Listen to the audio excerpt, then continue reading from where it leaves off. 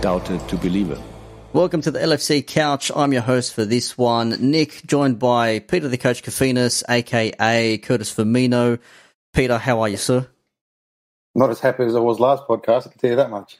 I think you can clearly tell we're not as boisterous as we were in the previous pod when we were discussing, what were we discussing? Can't remember. I think it was the 7-0 hammering of Crystal Palace. And then you did mention that Big Sam was coming to town, and Big Sam did what Big Sam does away from home. And since then, he's been pumped at home specifically by 5-2 or something. And then, 4-5-0 or something like that the other day as well. So, not so good news for the Gravy Man. But in terms of us Liverpool fans and supporters and the team as a whole, not been the best of weeks, it has to be said, since that West Brom draw where we should have probably won. We had a 0-0 against Newcastle United where, was it Darlow who was in goals for Newcastle, had an absolute blinder. We used to see this at Anfield when teams would come and we'd pepper them with 10 shots on target and every single one of them would be blocked or saved. And we saw that away from home.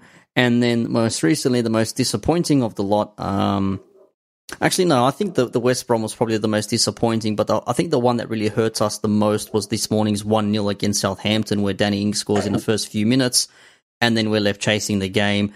Some tactical changes before kickoff with the squad, and then also players on the pitch as well who finished out the game may be questionable. I think we will talk about that because I think both you and I have the same issues with some of the selections that Klopp has. But first off, give me your initial thoughts on the game this morning. I said we needed to win this. We could not afford to let another slip up here with United basically equal with us at the moment, but more so City finding some form with that 3-1 win against Chelsea the other day. Yeah, well, I said it from, I don't know, God knows when, but our biggest threats will always be Manchester City, regardless of who's where right now and what we think can happen and all the other excuses and other crap that people will throw out through social media and their own friend groups. At the end of the day, our biggest threat will be Manchester City towards the end of the year. Well, I hope our biggest threat is Manchester City in terms of for a title race, not so much anything else. Do you know what I mean? I don't want us to end up battling for third and fourth if these injuries do take its toll in the squad and we continue to look as flat and without ideas as we are right now, because we can't continue this for so long. This is something that I do think is a hiccup. I think this is what will come up throughout the majority of the season. I think you're going to see this a few times throughout the season, so let's not get too, depressed about it, because this is not the first time and the last time will happen this year. Not just for us. I think there's a few clubs that will, cop similar situations as we have now, but in a way, it's semi-exciting that it's Manchester United that's going to possibly jump us if they beat Burnley, and then we have to play them in our next game to defend our home record as well as beat them to go first. But it's funny, I'm trying to spin it in a way that we're kind of happy, but it's you look at the past week and it just reminds me of that week, and I wrote in that chat that 2018-19 season, that week, where we drew with Leicester, drew with West Ham back-to-back. And eventually, by the end of it, even though we only had lost one game and lost the title, whatever it is, by 1 point, it was that week that we felt that was a defining week towards the title race. And am I saying this week is defining? I can only tell you at the end of the season. Yeah, it is one of those moments where we may look back and think, well, it was that late December, early January patch where normally we've had issues in January with certain fixtures that have sort of led to our quote-unquote demise of the season, where we have led at Christmas and then failed to win, or we just have not had the greatest of Januaries. But, I mean, in saying that, I mean, if we're looking back at the last few matches in a bit of reflection here, the 1-1 against West Brom, I think everyone sort of saw that one coming from Big Sam coming to Anfield, because we know what he's about, and he is now, I think, the most successful manager coming to Anfield in the last 3 seasons. I think he's taken 4 points from 5 matches or something like that. So with the brand of football that he plays, a lot of people will say how the hell is West Brom allowed to play such football? It's such scummy tactics when you're away from home. And I agree. I hate seeing teams come and defend in droves and then look to try and spring something on the counter-attack because you're not really playing football. You're just trying not to lose a match. But when you don't have the players or maybe the skill or the guile to actually win a football match fair and square, I suppose you're going to resort to some sort of desperate tactics. And you can say that it's not an excuse. Like, it's not a surprise. Do you know what I mean? Like, this is the brand he's played. Other than his time at Bolton, he's only ever played this kind of brand. It's not a surprise what he's done, and it's not a surprise what he was going to do. It's not a surprise what Newcastle was going to do. It's not a surprise what any of these teams are going to do. It's something that we haven't faced in terms of we haven't dealt with properly, knowing that it's coming. It's like anytime you verse a team that hasn't got a brand or a style kind of thing, that's what they revert to. So, you know, Manchester United, what do you think they're going to do? They're not going to attack us. No. They're going to do the exact same. They're going to sit back and try a break. Yep. Aston Villa on the weekend, you know, we play him in the cup match. Depending what happens there, I know he's trying to play with his style and he's got this thing. He's revitalised Aston Villa, and credit to him, he's done a good job. But I do see him sitting off more than he would have, for example, in his game, was it yesterday when he played, whatever it was. So teams now know, sit back, flood the box with bodies, because we're just, as long as they defend the incoming ball, they've stopped, 70% of our attack? So for me, and you saw it today against Southampton, and credit to them, by the way they threw their body at everything, it was nothing short of heroic. You know, if it was a final, I can see why they played like that, but they play like it was a final, and that's the problem. We enter these games and we kind of like, it looks like we cruise. The first 45 minutes, I don't know what the fuck that was. You look at Newcastle, the same. You look at West Brom, the same. It's just like, we're not going to win every game just by turning up. You know, we haven't earned that just yet. We've had 2 good years back to back. We haven't earned that. Like, it's just we're going to turn up and it's game over. Yeah, that doesn't happen in the English Premier League. For me, it's the hardest league in the world. So I don't see why this is the kind of mentality. And we've had quite a long break compared to what we've had already this year. We had a week off, whatever it was. Yeah. There's no reason to be as flat as we were. Yeah. So for me, that's really concerning. I don't know what it is either. I mean, I watched the last few matches and you can see at moments we do look like we're trying to go forward, we're trying to press, we're trying to make things happen, and then it just falls to pieces in the last moment. And it seems to be a pattern where we go out wide through the fullbacks and then we're bombing forward. A cross comes into the box, there's maybe no one there to receive the cross, or there's too many bodies inside, as you mentioned there, when you flood the box, and Liverpool basically have been blunted and there's nothing for them to do. I mean, if you look at the game against Southampton this morning, we outpassed them by almost double the amount of passes and, you know, almost 800 touches. We had 17 shots, 1 on target. They had 7 shots and 3 on target. So I don't know if you could count those shots being maybe somewhat hit and hopes, if there were headers headers and things like that as well, all attempts. But, I mean, for a team like us, for a team that's got a front three that we do, that we know how good they can be, that was scoring 20-plus goals only, 2 seasons ago each, what the fuck has gone on in the meantime? I mean, you could probably argue that maybe they're a little bit tired and things like that through the break, but as you said, we've had 5 days in between and things like that. I don't think they would have been running rings around at at the training pitch. I think they would have taken a day or 2 off for Christmas and New Year's and all that sort of stuff. So I don't know what's going on with the front three at the moment, because for me, they seem to be the ones that are not as up there as what they can be or what they should be. All right. I'll go with what stuff. I'll start with first and foremost. I'll start with one positive. Thiago played 90 minutes, not injured. Yes. And you can tell that he adds a really high level of quality when he's on the ball. It's just that, which we will lead into, as you rightly just did as well, in terms of getting forward and stuff. I think he will need help soon. And I think with help, and I read it somewhere earlier today, and I kind of really hit me that this is actually a really good idea. Like, instead of signing 1 centre-back, you can sign potentially 2. I mean, we've got to get rid of Matip eventually, because that's just, yeah. But anyway, and it does look like we're missing Fabinho in midfield in these kind of games, where it's just that guy who wins so much ball and keeps the ball and keeps the pressure high up in the park, and allowing the likes of Henderson and Wijnaldum and hopefully Thiago to do the right things in the right areas of the pitch. I mean, as great as Fabinho has been at centre-back, I'd love to see him back in midfield. He's been a revelation at centre-back, and if anything, he's been the hero of the season, along with Gini so far. You can't take anything away from Fabinho. But it's just unnatural. And Henderson at centre-back today, for me, it's not his fault, by the way. And I'm defending Henderson to the shithouse with this, but he doesn't want to. You can tell he didn't want to be there. How many times did Cameron Henderson is just sitting there shaking his head, or he looks just deflated? Yeah. So going back to the point, I think the positives of Thiago playing, great. We have a serious issue now of this thing that we do of thumping the ball in the air into a space and then hoping something happens. It's, for me, I wrote it in our chat today, Mane is a 1v1 specialist. Give Mane the ball and let him run at defenders. And we're playing the ball to him with this pass that takes 20 seconds to come down from the sky to his chest, like he's Ibrahimovic. Yeah. Like, it's not the case there because it's not playing to his strengths.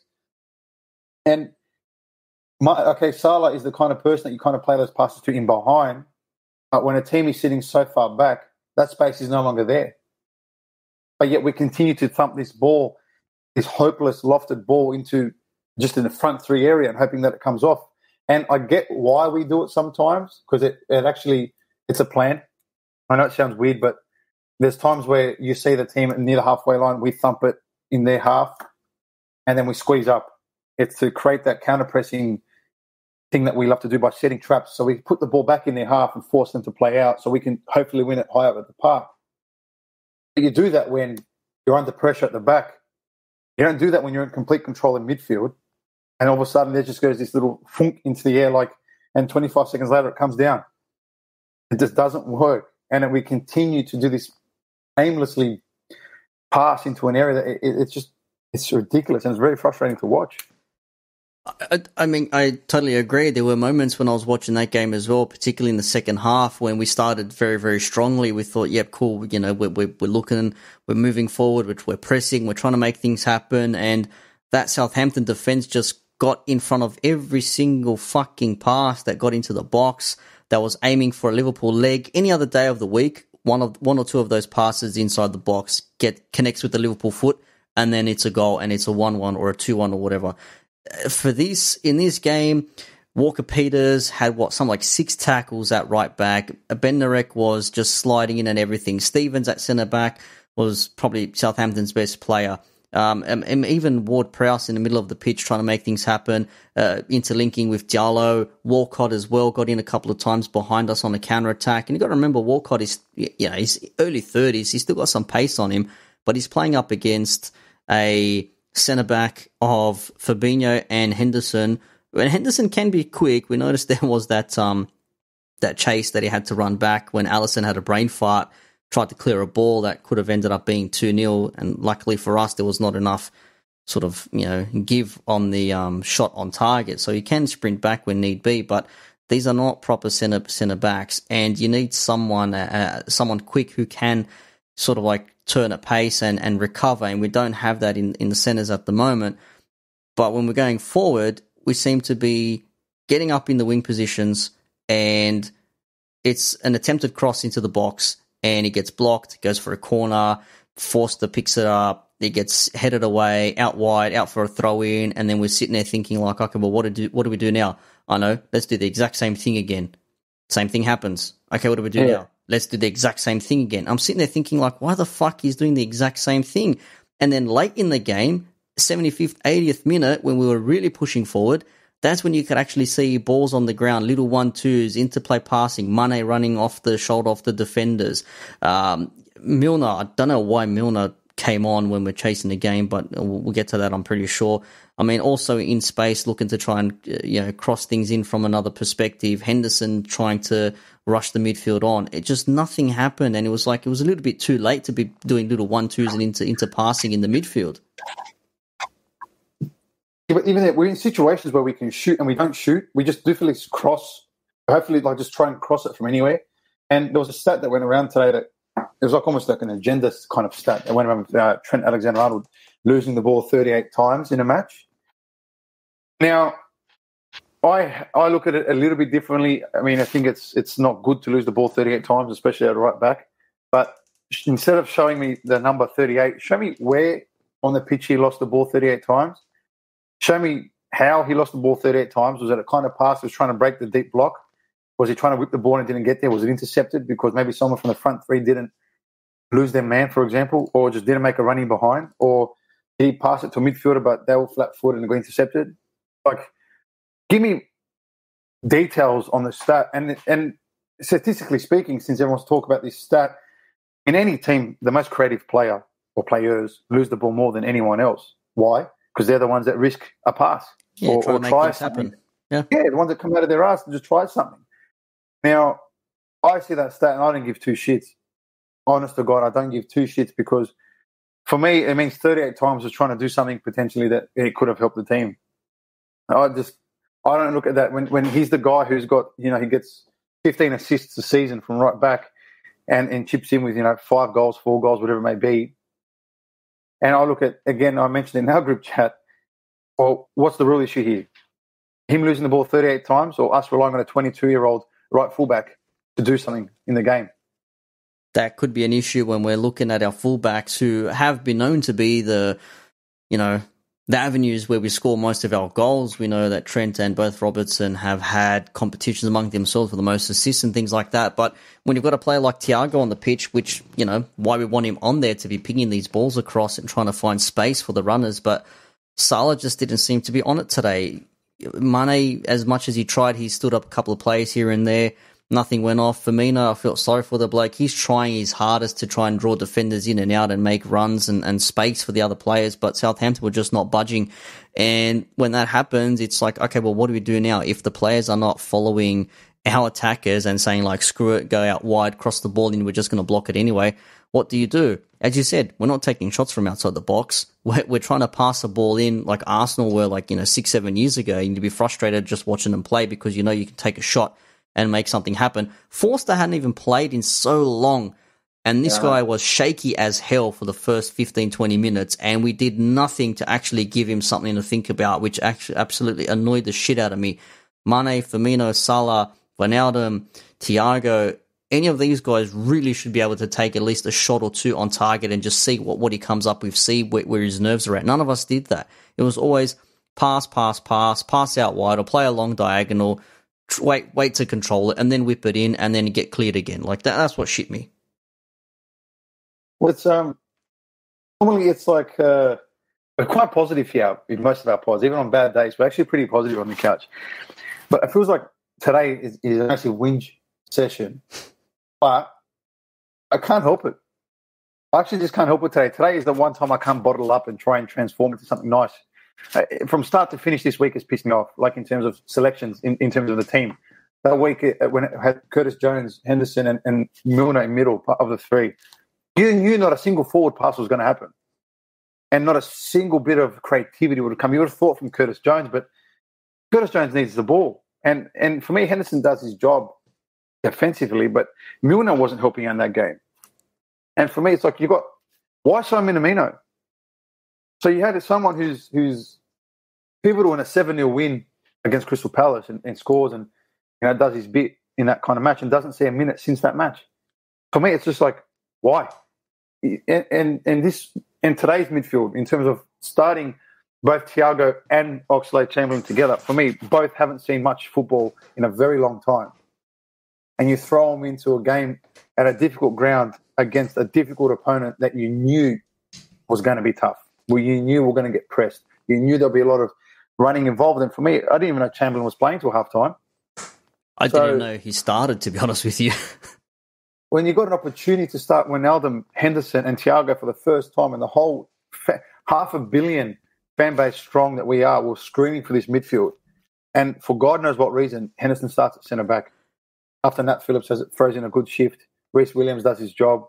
And you knew that we were going to dominate most of the ball, and their threats come from where? A counter-attack or a ball in behind or something that's for Danny Ings, that surely Fabinho and or Matt Phillips and Reece Williams can do a job on Danny Ings. It's just like, for me, I just didn't know.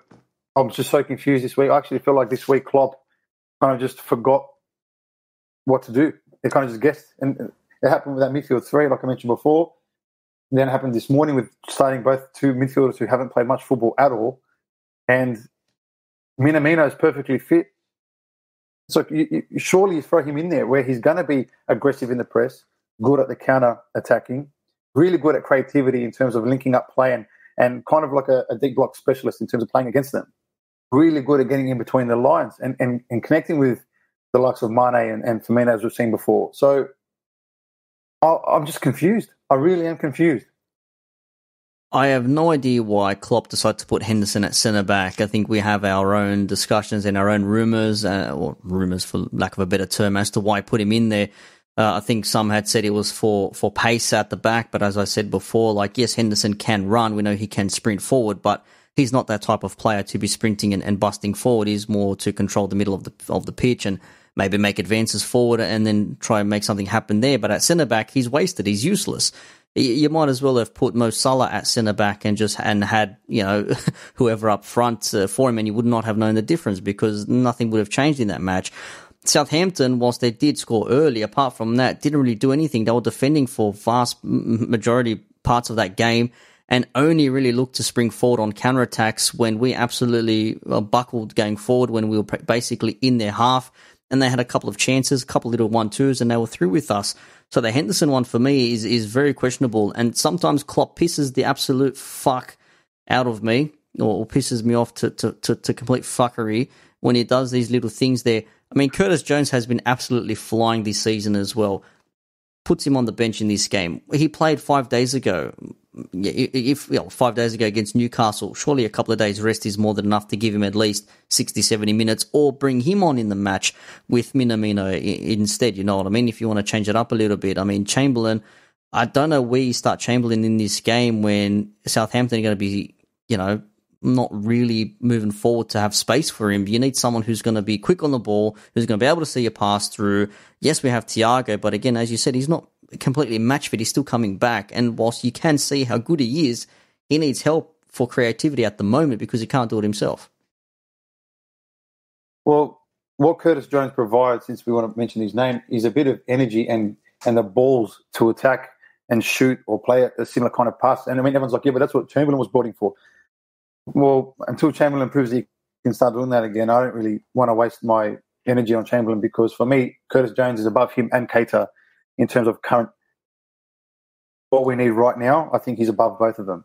Now, in time, maybe Keita, if he learns how to stay fit for more than a week, we might be able to see what he's got. But, until he keeps pulling, hairs off his legs and spending 2 weeks off with ingrowns, whatever it's going to be that it keeps him out all the time, sorry, you know what I mean? It's, the start, Curtis could have started there because with Ronaldo doing a lot of the running, Thiago doing a lot of the facilitating in midfield, Curtis maybe could have been a bit more useful today because he wasn't stuck with Milner and Henderson behind him. But it's again with Minamino, for me, I'm freaking out because we've brought this player in to be this rotated kind of attacker where he's creative, he's quick. He's got an eye for goal. He's like the perfect Klopp mould, as we've all described him.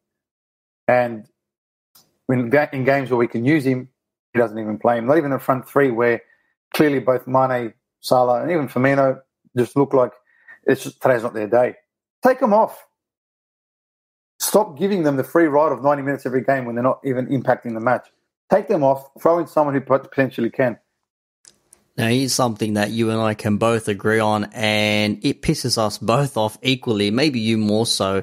Klopp's knack to play players when he really doesn't need to, especially in nothing matches when you're better off just even forfeiting, taking the L because you've already made your passage through.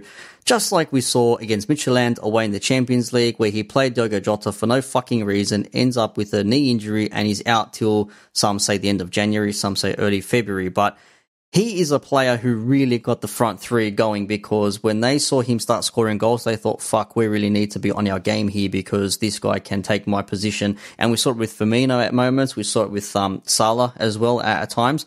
Granted, Bobby probably could have used the rest. There was a lot of pressure on his shoulders. But again, Jota being out is a massive one for me, because if we see Jota in this squad, you see a very different front three. And if they are not firing, as you said, you take off a Salah or a Firmino, you put Jota on, and that gives the opposition something else to think about, because they're two different players. They're not the same. Salah needs space to run into. If he's got no space to run into, he's not really effective. Firmino needs to have the ball to feed. Even if he gets the ball to feed and then he doesn't have anywhere to go with it, that's also ineffective. Mane, as you said, when you're pinging balls up in the end, he's chesting him down and they're taking 5 seconds before he can actually take a touch. He's already surrounded by 2 players. He's got nowhere to go. So you're limited with what you can do. Jota, perfect example as to why you should not play players when you don't need to play them, because you have situations like this, and I think Klopp really needs to sort that out. It just has a bit of an issue to do that at times, and I don't see why he even thought about trying that in the first place.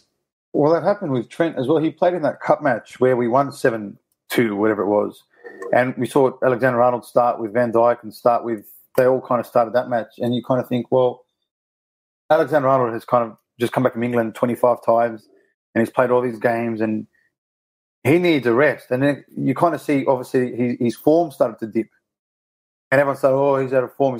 No, he's fucking tired. Like, he's just done like 4 international breaks in a row in between playing and all these things. And next year, he does his calf out for a month. And it's not just with Jota. We've seen that like with more than – even I think in that game as well, both Gomez and Van Dijk started, if I'm not wrong. But you've seen it a few times. They need the rest. When Milner was overplayed, then he does his hamstring. And you kind of don't need Milner to start games. I don't even know why he starts games. Now, we've got enough players there that can kind of, help us out there. But it's not all doom and gloom. It's not all doom and gloom. No, it's but not. We really need to take this moment to look at ourselves and kind of go, are we currently first? Yes, until United beat or draw with Burnley.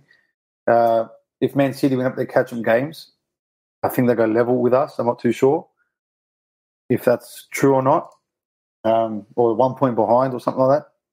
Yeah, they'll be 1 behind. They're on 29 at the moment. They do have 2 games, so if they win their next one, they'll be 1, and if they win the second one, then they'll be above. So there you go. And then we, for example, God forbid, we don't beat United next week, and then everyone else kind of gets their games, and all of a sudden we're back at 4th. So, like, it's one of those things that we've got to be very, very, very careful now, because, yes, it's only not even halfway, by the way, of the season. What are we, 15 games in? 17. 17 games. Oh, okay, we're about just halfway now, let's say. So there's a long road to go. There's a very long road to go, and it's not over. And it's not over for good or bad. Like, it's not over we're going to win it, and it's not over that we haven't won it because of today's game. With another, 17 plus games to play, I still back us. Don't get me wrong. It's just that, but now we're in a very important period. There's a January transfer window open, and I've got this ugly feeling that we're not going to do anything. That's what I'm worried about as well, and actually good that you said that. Leads on to the next thing, because if we are not going to see Matip play regularly week in, week out, and we're relying on Fabinho and then Henderson, or Fabinho and Phillips, or Fabinho and Williams, or Fabinho and Billy, or whoever's going to come in, we can't have Fabinho playing every single game as well, playing as regularly as he is. I mean, that guy is not a defender, and yet he has the number 1 stats for defenders in the Premier League this season. So that goes to show what sort of a player he is. Granted, if he does end up going in the midfield, and we do have, a centre-back option where we buy, I don't know, pick some random defender from some league around Europe now, we bring him in, he's match fit, he's ready to go, cool. We're linked to that Sven Botman, whatever his name is. Botman, yeah. I heard also Vestergaard as well from Southampton, because, of course, we're linked to a player from Southampton, because why wouldn't we be? But then again, if you do bring in a centre-back, he needs a partner. So that would mean that Fabinho would still be at centre-back and not in the midfield where he should be. So as you said, maybe 2 centre-backs are needed. If Matip isn't able to play every week, if we're not 100% on playing Williams and or Phillips week in, week out, because, again, they're still young, but you can rotate between the two. Obviously, one's taller. They're both pretty tall boys, but Phillips is probably a bit more commanding than Williams in some situations. So you can use them for different games and different attacks sparingly. We're still light at the back. Midfield, we're okay. Forwards, we're not too bad. I mean, we still have everyone's favourite Divock Origi on the bench. Shaqiri, I want to see more of him play as well. We have Minamino, who we want to see. So there are players forward and midfield. It's that defence that's got me worried at the moment. And everyone will say, yeah, but we don't have Van Dijk, we don't have Gomez and things like that. Okay, fair enough. We understand that. But this is where you should say, fuck that noise. Yeah, we don't have them, but this is how good we are, and we're going to fucking show all of you how good we are, and we're going to fucking win the league again without the two best centre-back pairing in the Premier League, and we're not seeing it at the moment. Whether that's a defensive issue, or if that's going from defence all the way to the forward line as well, or it may be a Klopp thing, where maybe he's also feeling the pressure a little bit, thinking that, okay, we don't have our defence, we can't play how we normally play because I don't have the security at the back, so he's got the rest of the team doing a bit more, and when they're doing more, they can't do what they do best well. So on our Instagram page, we put up a little poll today, just to see what everyone's thoughts were, right? So I'll read it out here. I've got it here. So I wrote, let's see if you think the same as us. And then, to be fair, all answers could be right. We wrote, what is the current issue with LFC? We wrote, centre backs too predictable going forward, not enough pressure on the front three. That's because Jota's injured and Minamino doesn't play, and the rest, or lack of contributions from midfield. Now, to be honest, I think they're all right. But specifically on the couch, we chose too predictable going forward. Now, if I look at the poll results, majority, so most people actually have picked too predictable going forward. The rest is a tie on not enough pressure on the front three and lack of contribution from midfield. So funnily enough, the general fans on our Instagram page don't think it's a centre-back issue. More so, we're actually too predictable going forward. And I kind of have to agree, because this whole get it to the fullbacks and just cross it from anywhere kind of thing, it's just, okay, when there's spacing behind and it works. But teams teams drop back in a block of 6 and 8 now. So we need to change an approach to get forward. And I think our front three has to be closer together in between the lines of these blocks, because we're too spread far apart. When Mane gets the ball near the touchline, his closest player is Robertson doing an overlap. And it's not someone from midfield, and it's not Firmino coming across, and it's not Salah coming in across even. It's Robert doing an overlap, because when he gets it, guess what's going to happen? Close his eyes, whack it into the area inside the box. So I think going forward, I think our front three need to stay closer together and designate a midfielder that has to join with that front three and almost create like an attacking four, almost like a 4-2-3-1. If George Xanthis was here, he'd have an orgasm thinking of that. But it's like I just feel like we need our front three to stay closer when teams defend deep and don't rely on crosses when we have 3 versus 6 in a block. We're just not going to win that battle. No, I agree. And even the win against Scotland, it was off a corner. Yeah. It was 1-1 draw, dead end game. And we had to win off a corner. Yeah, and how often have we won games from corners, like, with clean headers or anything for that matter? But I agree with what you said there. Like, when the front three are stretched, we can see there's no interplay. There's no Firmino linking up with Salah, giving him a little Rabona assist or anything like that. There's no space for Mane to run into because Salah and Firmino have done a little 1-2, and then, the defender's been conned into thinking like, oh, there's something on here, and then the ball goes over the top and there's Mane at the back post, and none of that stuff there. The overlaps, okay, you can overlap, but when you don't have anywhere to run, what's the point of an overlap? That's another issue I have as well. Fair enough, if you have space to run into, okay, run into it. But when you don't, and you're just taking crosses and shots from in deep in the opposition's half and trying to ping him in, trying to make something happen again, when you've got 6 defenders in the box, what's the point? You're just giving possession back to the opposition, and then you have to try and retrieve it and then start again. And you're using more energy in that way. I don't see why we can't string some passes together, play our 1-2 game like we normally do, because we saw it against Palace. We thought Palace would be a hard game. We played little 1-2 passes. We sliced through them 7 fucking times, man. Like, it can't be that difficult, surely. I think if we start against United with a midfield three of Hendo, Gini and Thiago, plus the front three, I think we will score. Look, that game's going to go in two ways, and I'll call it here early. I'll call it from now. We're going to beat them 4-0, or we're going to lose 2-0. My two scores for that game. It's not going either way. I think we're absolutely going to build the crap out of them, or it's just going to be as it has been and just be an absolute fucking disaster. So I think with that midfield three and front three, I think it's enough to absolutely cause havoc. Now, then the question is going to be asked, and it's the perfect question to ask, and who partners Fabinho? Because Matip won't be ready by then. You've just got to take a gamble on Reece or Nat Phillips to be ready. And for me, Nat Phillips being the more senior head, I think it's got to be him, especially if they start Cavani, who the ball will go directly towards him in the air. Well, Nat Phillips is actually quite a beast in the air. Then put Nat Phillips on him and let Fabinho do the rest. Yep. That's like, you don't need to get fancy with it. You don't need to get fancy with I'm going to put Hendo there or maybe Genie because, 3 times a game they play the ball here. But no, don't overcomplicate it. Like Henderson today, overcomplicating the game. Why?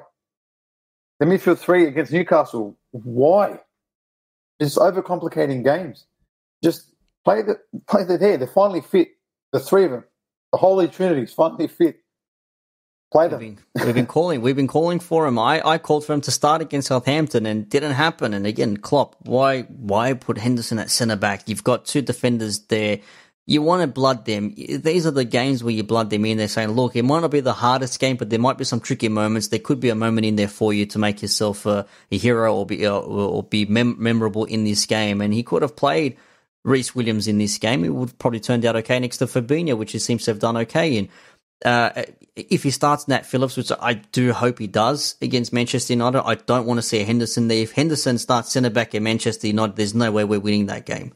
Because Henderson at centre-back is wasted all over the pitch. Like, as I said, you might as well have put Salah at centre-back and just had Henderson on the bench. It would have made no difference whatsoever. Henderson does not play centre-back. Okay, he'll do your job if you need to late in a game, but for at least 80-plus minutes, that guy needs to be in the middle of the pitch, running around, screaming, dictating. He can't bark orders like he normally does from centre-back. He needs to be in the middle of the pitch to make sure things are happening at the moment. Well, he's an engine kind of player. That's what he is. He's a box-to-box kind of midfielder where he loves to win possession in the middle of the park, whereas if he takes because he likes to not dive in, but he does like to anticipate a player coming across or a pass. And if he does that centre back, the only person behind him is Alisson. We saw it today a couple of times where he tried to win a header and he mistimed the header and the ball bang is in behind. So it's one of those things that I just don't want to see Henderson there unless there's an absolute case of emergency and then he can play that, no problem. But there's no emergency for that right now. I just don't see the need to play him at centre-back. I'd rather have James Milner at centre-back because you talk about people who will run or whatever. Okay, let's just put Milner there then. Like, I don't waste Henderson at centre-back. He needs to be the guy that frees up the running space for Wijnaldum and Thiago. No, you know what I mean? That's fair shout. It's one of those things that he's very good at just relieving the pressure on other players in midfield. And that's something it's a gift. And you've wasted this gift in a must-win game today. It's one of those things that it shouldn't be Henderson at 6, it should be Fabinho. And unfortunately, I don't think we're going to see Fabinho in centre midfield at all this year. Yeah. You can kind of say last year, was he our best midfielder last year? Think of that Manchester City game in the key moments, and you kind of think Fabinho is highly underappreciated in the middle of the park. 100%. The other thing now is our front three. I sort of alluded to it at the start there. Our front three are people, of course they're people, but are the opposition, are the defenders, teams in general, are they maybe not as worried about our front three at the moment, or is there something that we're not doing right that's giving people or giving me maybe this illusion that the opposition are just not worried about Firmino, Salah and Mane running at them anymore, or for the meantime anyway? It's funny. So I've tried to detach, I should say, away from this emotionally as a Liverpool fan and try to look at it as just some random watching Liverpool. It's you you look at it, and I don't think it's so much they're worried about the front three. I think they're more so stop the supply to the front three, and then nothing will happen. Which is why I think a lot more coaches are more concerned on Firmino's ability than the other two, purely because Firmino makes things happen for the other two. Now, Salah 1v1, you don't give him spacing behind, and you know he's going to use his left foot no matter where he's on the pitch. He could be an open goal tap in with his right, and somehow he'll try to wiggle his way around to his left. So make Salah go right. Don't put spacing behind, make Salah go right. You know that you've done 90% of the job against him. With Mane is a bit more unpredictable. Mane is a bit more kind of like a jack-in-a-box kind of player, but with him, don't give him space. Have you noticed, I don't know if you've noticed, but in the past month, most defenders are literally inside his shirt. Yeah, they get close to him. And you can get inside Mane's head by kicking him a few times in the game, and kind of Mane doesn't go missing, but he gets really frustrated. And Mane kind of like gives away free kicks out of frustration and turns the ball over because his frustration kind of, you can see it comes out of him when he's got the ball. So going back to this morning's match, and I read something and I looked into it a bit more, and it was kind of like, don't tell me this is true, but against Leeds, for example, in the first game of the season, Bielsa kind of did this thing where he doubled up on our fullbacks. He kind of sacrificed the player somewhere else to double up on the fullbacks to allow them getting forward. And you saw it this morning. If you look back and watch the game again, because you emotionally, you know what happened, so you kind of will be looking at it differently. But if you have a look again, the opposition actually double teams our fullbacks. So it's not so much the front three, this and that. I think it's more so the supply to the front three has slowed down, if not stopped completely, which is why you're not seeing them do more of what they're used to doing, what you're used to them doing. And when they have the ball, it's not as often as they would, and they're trying to do too much with what they've got. So it's kind of like saying you're giving them $20 and they're trying to spend 40 instead of saying, here's $200, go do what you want. Do you know what I mean? Mm. So I feel like it's not so much the front three have an issue, it's more so getting the ball there in a different way now is the issue. All right.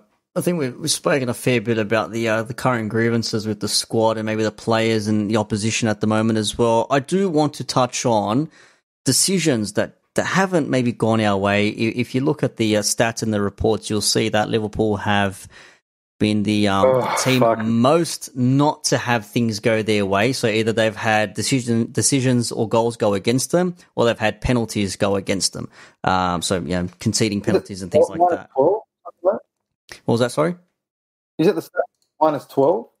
Something like that. In terms of points? I'm going to try and have a look here. I know that we've copped a fair few decisions that have really not gone our way at all, and you can tell that it's frustrated not just the players but Klopp as well. He even said it in his post-match as well. There was that Mane incident when Walker-Peters sort of got in between Mane and Mane's legs, and then Mane sort of falls over. He does fall over late, I have to say. However, in saying that, though, it does look like he did have a bit of a leg caught between him. And we saw with Pogba the other day, Douglas Luiz's leg goes, it goes in, and you see Pogba, there's a graze of the shin, and then he clips the back of his calf, and then he falls over his own calf, and then it's a penalty somehow. So if a leg being in between an attacker's legs can have him fall over, then that should have been called as a penalty as well, because Walker-Peters had his leg in between Mane's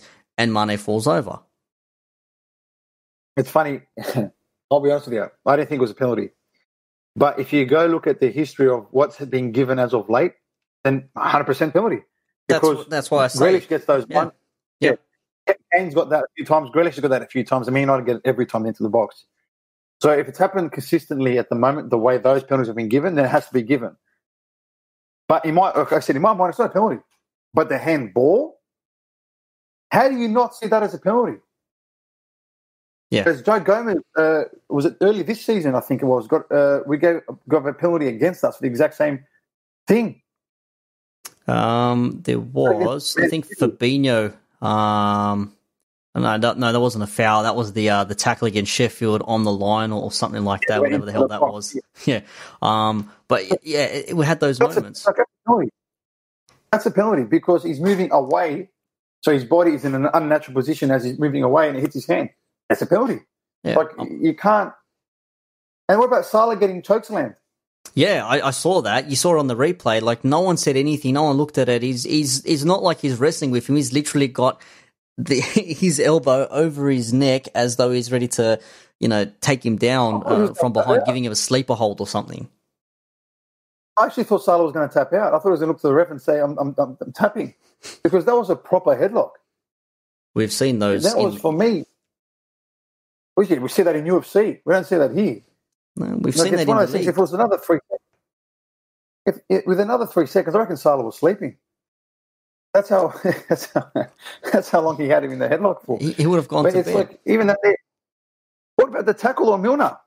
2-footed from Walcott. Nothing. Just play on. It's almost, and you look at Man United stats in terms of penalties, the 33 in 46 games, something like 49 penalties since Solskjaer took over in 2018. It's like, come on, man. You guys, where everyone's allowed to go through their cycle of being bad except them.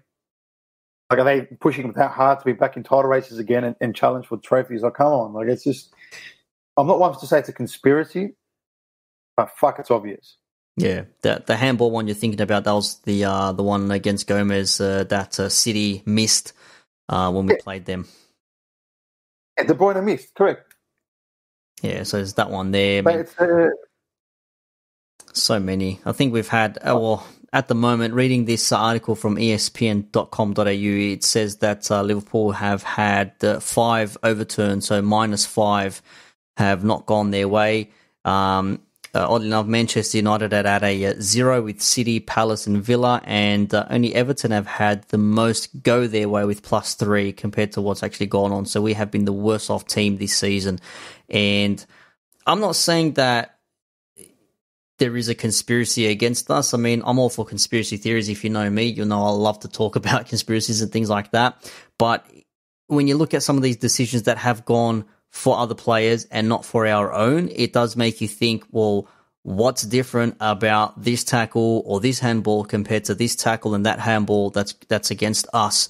What is the difference there?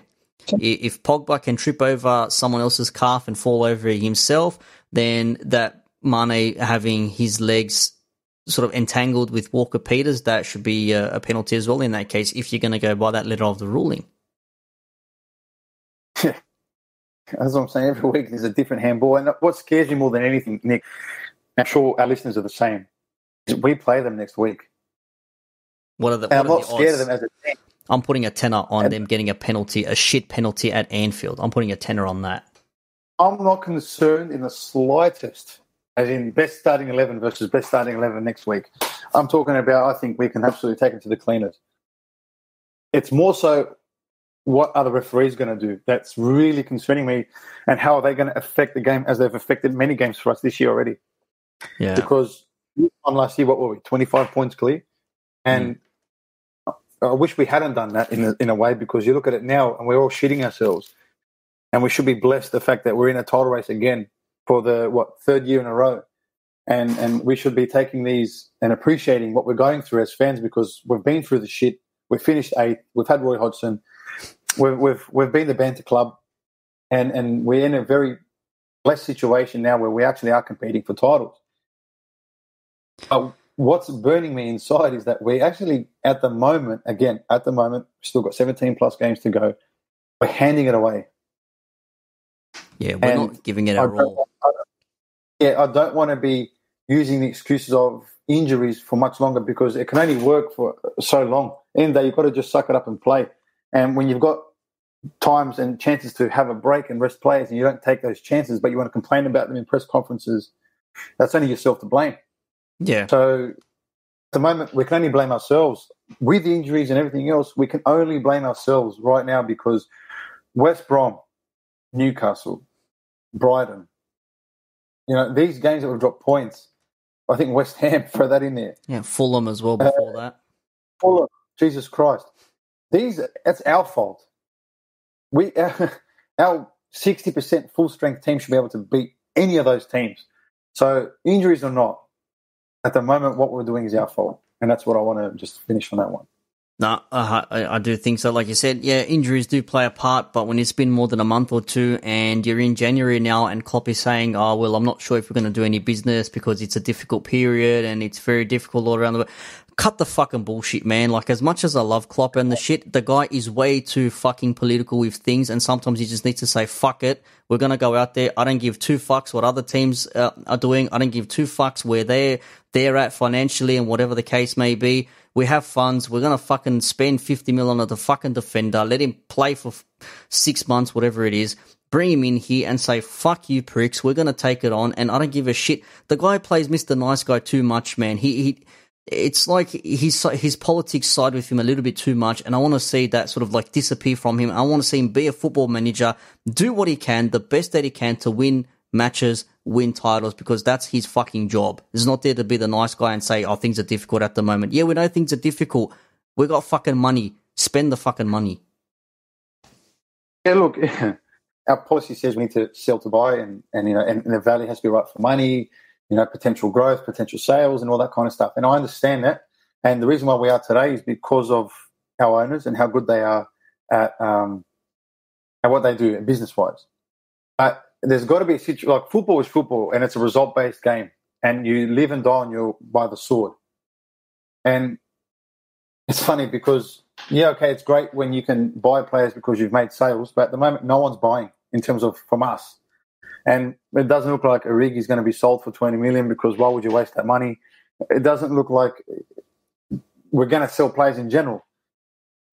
But there's got to be a time where policies and strategies have, the emergency special moments where you kind of say, all right, we'll put it on the shelf for this one purchase or this one window. And this is where we kind of go to the owners, or Klopp goes to the owners and says, all right, I've played by your rules since I've been here, and we are going to continue playing by your rules for as long as I'm here. But if you want us to retain this title and challenge in the Champions League and FA Cups and everything else, just this one window, we need an open checkbook for as much as we can get to strengthen this squad right now. It's that simple. And I'm trying to say in a way where we don't sound like crybabies, but it's the only way I can say it. Like, we get it. Trust me, I'm actually a massive fan of our policy, and I think it's the best way to run a football club. That way we don't end up in debt and administrations and all these things. And you look like Lampard at the moment. You spent 250 mil and you look like a potato with legs on the sideline because you can't win a game.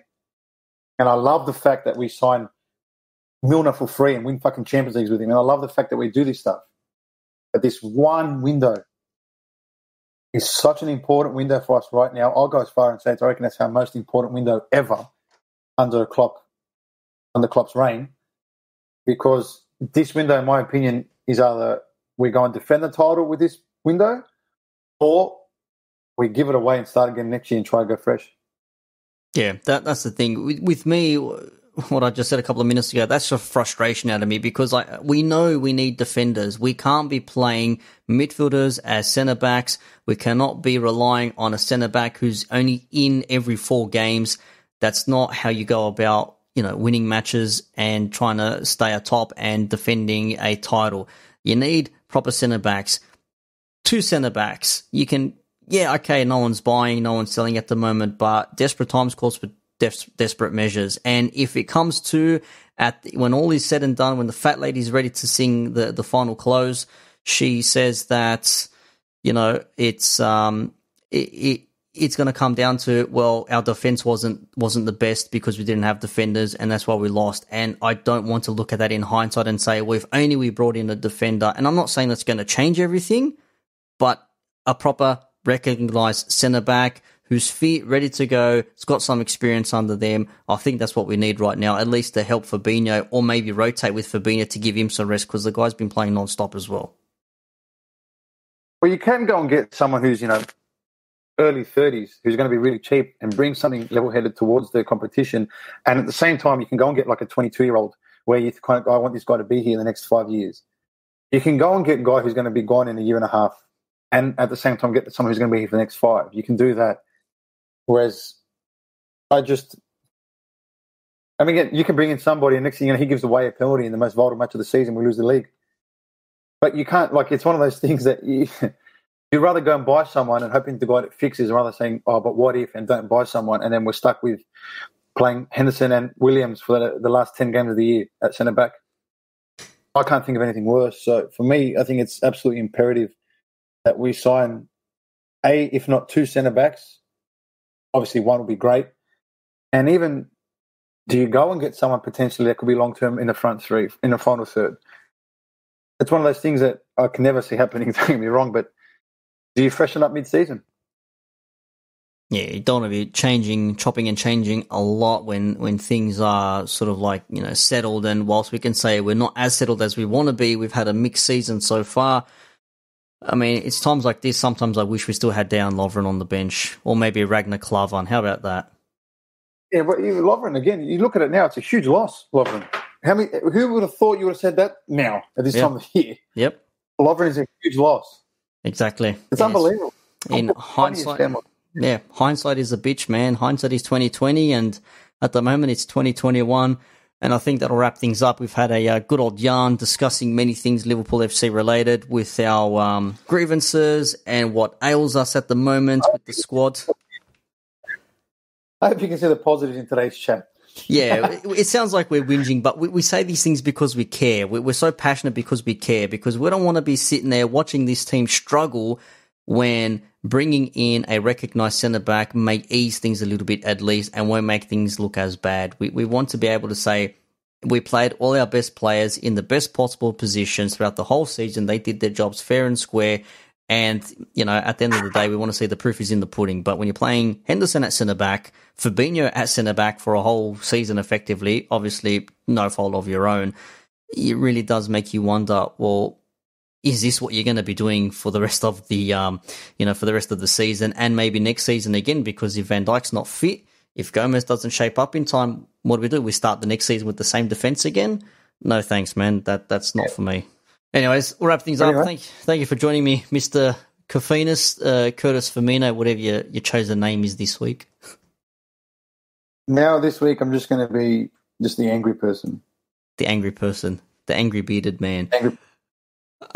We'll wrap things up. Don't forget, you can catch us at LFC Couch on Twitter, Instagram, Facebook as well, YouTube. From time to time we put some things on there. So I hope you've enjoyed this very thorough discussion, a very passionate and aggressive look at our beloved Liverpool team, because we care. That's why we do this, because we care. We want them to win. We want them to succeed. We cannot let the Manx take over either side of Manchester, whether that be blue or red. And I'll be fucked if Manchester come on to Anfield in 2 weeks' time and try and take our undefeated crown away from us. I'll be absolutely fucking fuming. There will be a pretty united pod. Oh, there has to be 100%. It's almost 2 weeks from now. So we've got Villa coming up next in the FA Cup. I don't care about the FA Cup. And I just don't want to see any more players play unnecessarily. I cannot afford to have strains and shit like that. But we know that's what Klopp's going to do, because that's what Klopp does.